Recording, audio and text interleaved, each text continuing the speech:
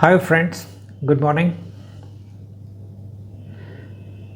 Have you ever wondered whether a company that no longer exists can still be prosecuted for crimes committed during its lifetime? And if so, can its directors be compelled to represent it in court?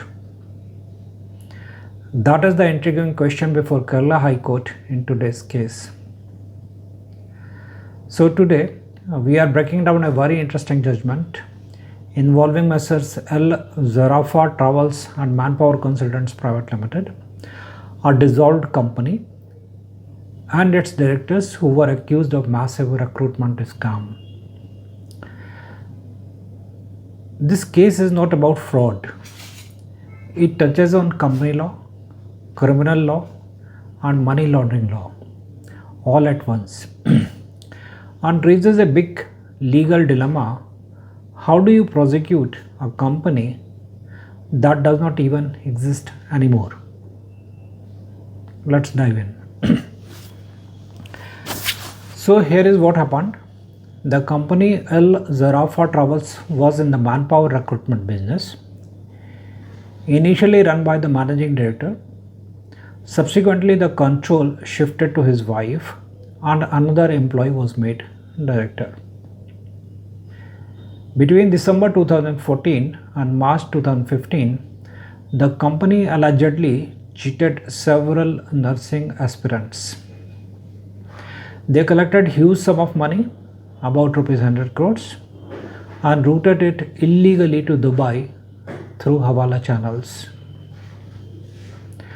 The enforcement directorate alleged that the wife, who became director, was the mastermind, and the other director, the petitioner in this case, assisted her in moving and concealing the illegal money.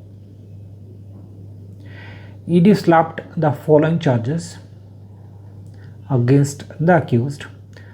Number 1, cheating and conspiracy under IPC, corruption charges under the Prevention of Corruption Act, violation under Immigration Act, and money laundering under PMLA.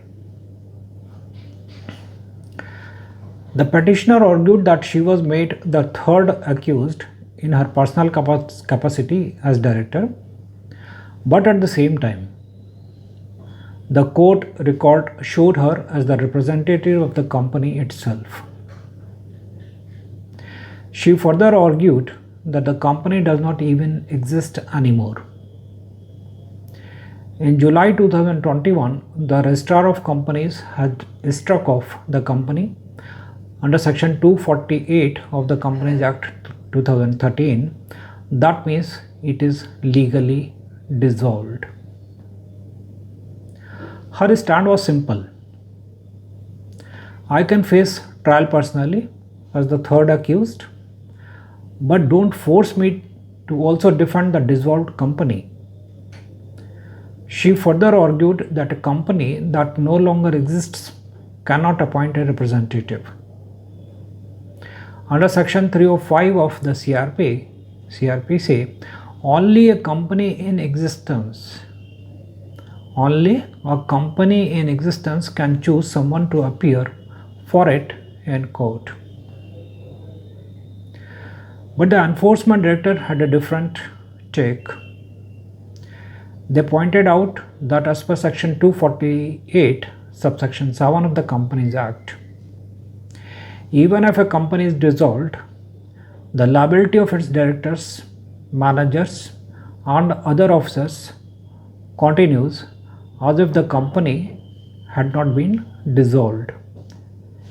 In other words, dissolution does not mean escaping liability.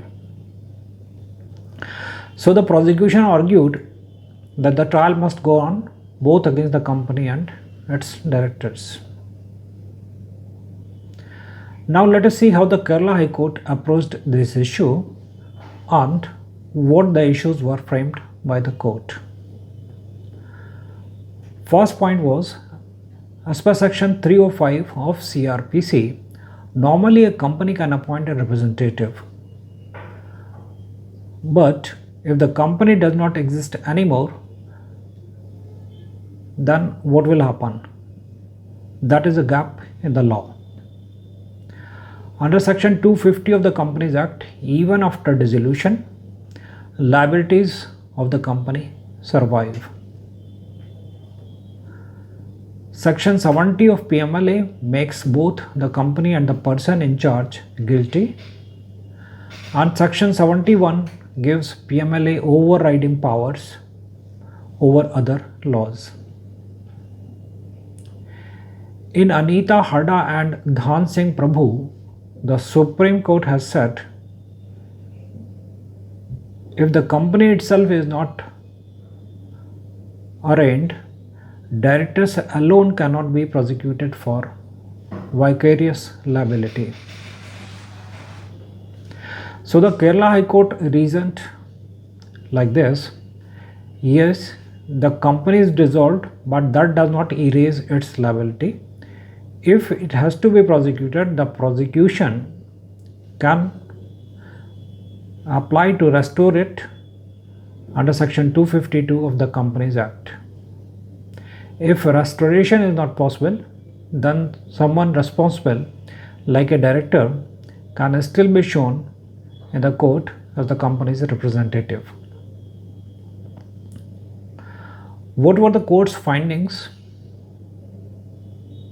Finally, the court said, you cannot allow dissolved companies to escape prosecution for offences committed during their lifetime. Until Parliament fixes this gap in law, courts must ensure accountability. Therefore, making the third accused as representative of the first accused company was justified. What was the result? The petition was dismissed. So let us see after all what are the key takeaways of this deliberation. First takeaway is that dissolution does not wipe out liability. Both the company and its officers continue to remain liable.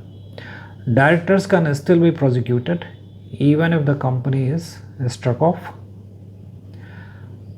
Third, law needs reform. The court even asked the union government to consider amending CRPC and other laws to clearly provide how dissolved companies should be prosecuted. Fourth, under PMLA, liability is very strict. It covers both the company and those in charge. This judgment ensures that the companies cannot use dissolution as a shield against criminal prosecution. So, what do you think? Should directors of a dissolved company still be dragged into court to represent a non-existent company? Let me know your views. Thanks for watching and see you in the next one. Thank you.